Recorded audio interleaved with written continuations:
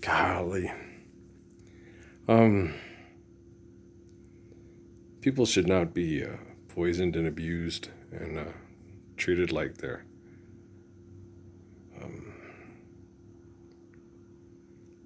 I don't know what to say. It's like they're a commodity, I guess, or a lab experiment. That's probably more the appropriate way to say it.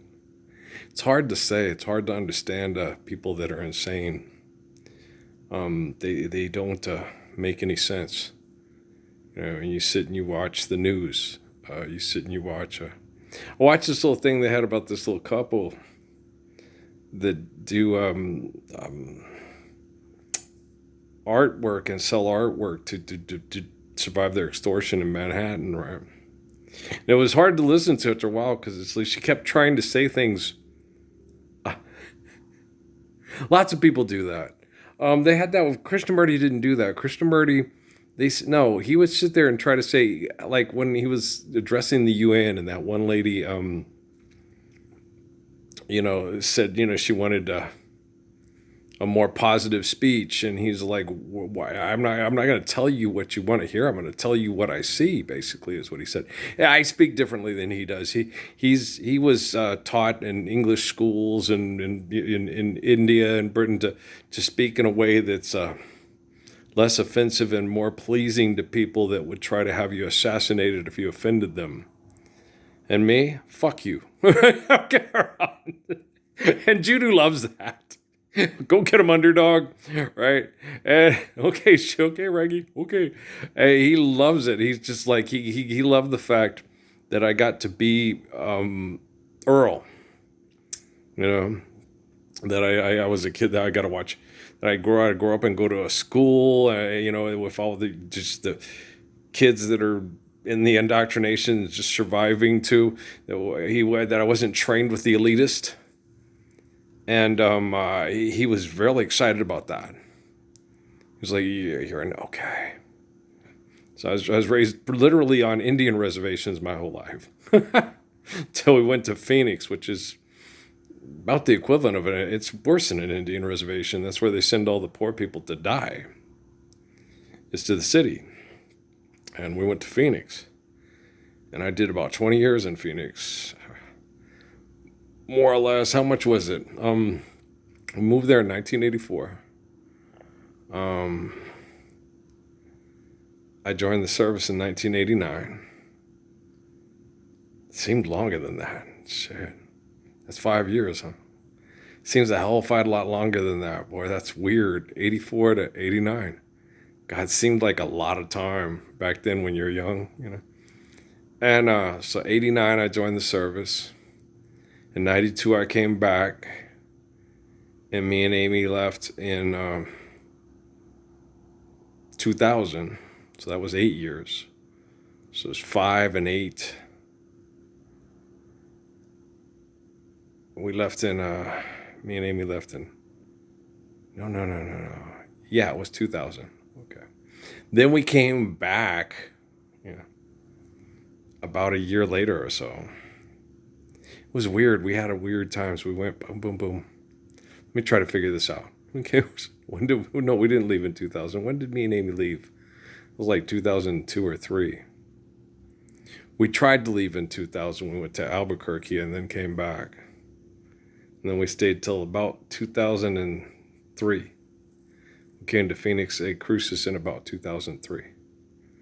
So it was 92, so about 11 years. So 16 years in Phoenix. I always say 20 years in hell. It's about 16 years in hell. Phoenix, hell. Oh, God. El Paso and Phoenix ain't got nothing on El Paso, and El Paso ain't got nothing on Phoenix, right? That's where they send poor people to die, man. Hi. You want to move near the Motor Speedway? Okay. Traffic here is bad, but in El Paso, it's death. In Houston, it's where they send poor people to die. It's like a factory. It's like the men on the nowhere to run, nowhere to hide that were spraying the cars with the, yeah. It's just horrible. They're just death, murder, kill zones. They're big, just giant genocide factories. And people that go to the city to become successful and get a dopamine addiction off of being famous because the people don't understand because they have disabilities from the tribalism, the survivalism, and they're incoherent. You listen to them talk, most of them talk like, right, they become competitive. And if they're not even from there, they could be from Sundance, Wyoming.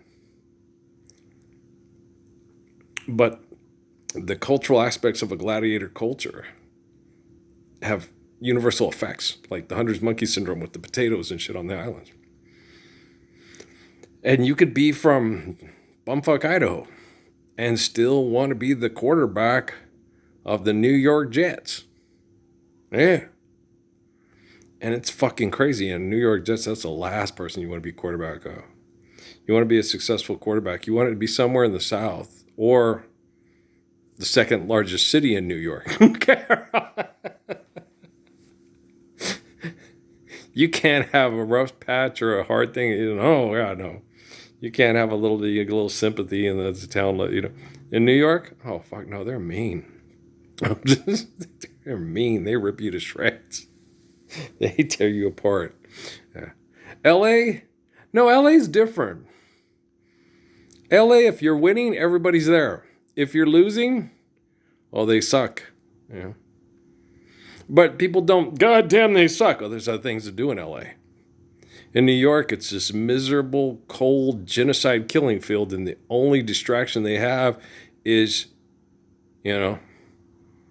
Giants, Jets, Mets, Yankees, Knicks, Nets, Eagles, and Sixers. Well, you get people that move back and forth. It's just a big metroplex right there. Boston? Just kidding. I'm being silly. But it's, yeah. And in LA, shit, you can go to the beach. Wow. In LA, because I'm just sitting here resting my bones in this loneliness. You'd be like the little girl on Summer School.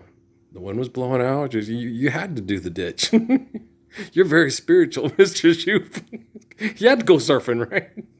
Let's go surfing now. Everybody's learning how. Come on a safari with me. That's why I did a Dynasty, because I was like sitting there going, I can't do one with Irvine. It's like, you've been to Irvine, Santa Catalina Island. You've been all over LA, dude. Oh, shit, that's right. I went and looked at the map. I'm the map. I went and Dora explored it. I have been through Irvine. I've been through Fullerton. I've been through Irvine. I've been through Riverside numerous times. Up and down LA, but yeah, all the, what teams did I pick for LA? Riverside, because my boy Suarez, there's people from Riverside. I did Irvine because I like their uniforms, the Eaters. Yeah. And I did Cal Poly because we drove through that part when I was a kid. I just remembered it was weird. All I remembered was just hills and rolling hills and houses all in the rolling hills. Yeah, all the way from San Francisco down to through LA and all that. I just remembered a lot of rolling hills and houses and rolling hills. Beachfront property and hills and houses and apartments. And I was just like, it was wild. I was like, they're everywhere. They don't stop.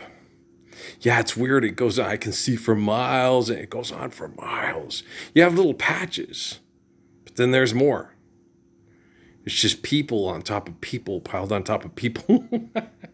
It's weird. It's like John Denver talked about, more people, more scars upon the land. Colorado, Rocky Mountain High. Seen it rain and fire in the sky.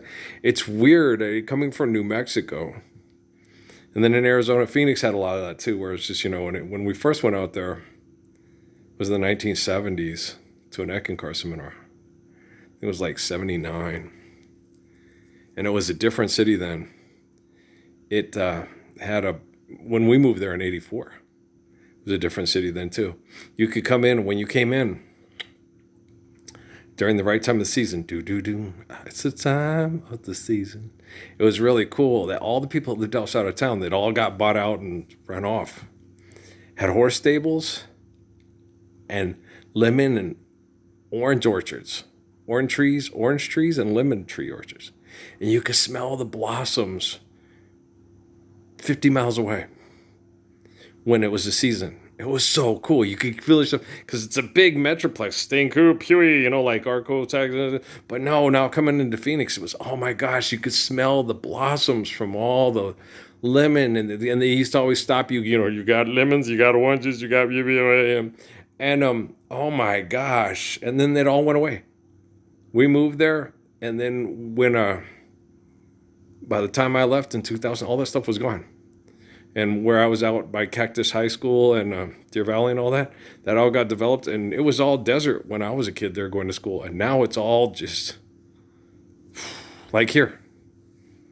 That was all desert. That was all desert. When my dad had that station up there on North Main, okay, I thought, Dad, it was all the way up here. No, Earl, it was just right up. Oh, God dang. Okay. It was. Yeah, I thought it was further out. It was like, no, it was right here. Son of a bitch. Okay. There was nothing up there from here to Oregon, it was like, it seemed forever. Now it's all, and you're like, people got to live somewhere. They do. But when you go up through Oregon, you see all the old rotted out businesses. Like when that little couple was showing that, and I was like, oh my gosh, that's the kind of boat that my grandma and my grandpa's people got on.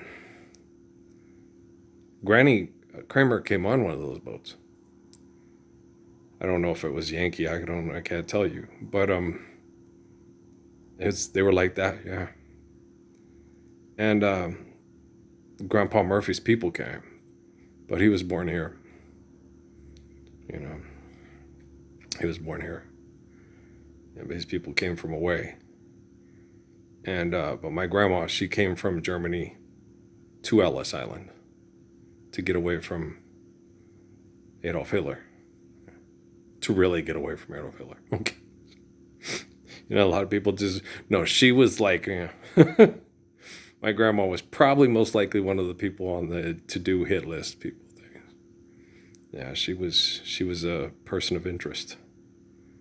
She was a hereditary line of King David. People don't, yeah.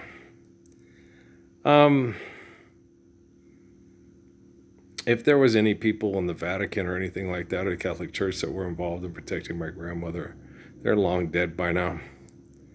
And are just a faded memory in one of those boats, if there's any left. Maybe it's in the Yankee, I don't know. I can't tell you. You gonna talk? I don't need to talk. I'm here.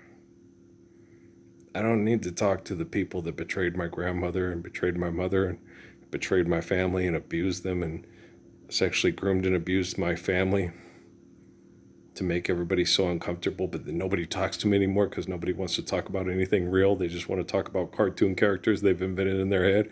God's on my side. God is not on your side. God's omnipotent and omnipotent. Fuck. You really think the omnipotent essence of all creation gives a fuck who wins the Super Bowl? You think God thinks? And if God thought, you think they give a fuck who ran a contest for propaganda that gets children raped to death over economics? That gets people murdered over economics? You think God's up there in the playground and your eyes in the sky going, I'm the eye in the sky betting on you. I'll win the Super Bowl. And I don't have to tell you anymore that I can win the Final Four. I mean, you fuckers are nuts. You think there's an egomaniac in a cloud that takes a personal interest in your egotistical expression and doesn't give a fuck if little children are murdered over your egotistical expression of competition over money? I'm the Lord of Israel, and I'm nothing like any of you. So don't ever call yourself the Lord, and don't ever say the good Lord cares about your money. All he cares about is that you live the Lord's Prayer and worship God with all your being. All right, I love you guys. Peace.